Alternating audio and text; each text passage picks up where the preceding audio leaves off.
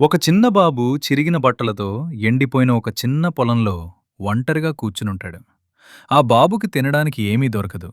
కాని ఆకలితో ఏడ్చే బదులు తనే స్వయంగా వ్యవసాయం చేసి పంట పండించుకోవాలని నిర్ణయించుకుంటాడు. తన చిన్న చేతులతో ఒక పాత మొండి నాగల్ని పట్టుకుని ఎండిపోయిన గట్టిగా ఉన్న నేలను దున్నడానికి ప్రయత్నిస్తాడు. పాపం ఆ బాబుకి బలం చాలక చేతులు కందిపోయి అలసిపోయి నేలపై పడిపోతాడు.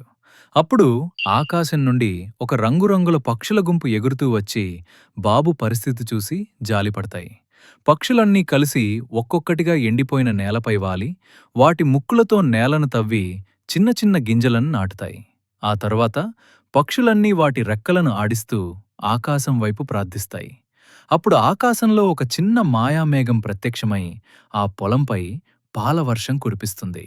వెంటనే ఒక అద్భుతం జరుగుతుంది. ఆ వర్షం పడగానే నాటిన గింజల నుండి క్షణాల్లోనే ఆకుపచ్చని మొలకలు వచ్చి ఎండిపోయిన ఆ పొలమంతా రంగురంగుల మాయా కూరగాయల మొక్కలతో నిండిపోతుంది.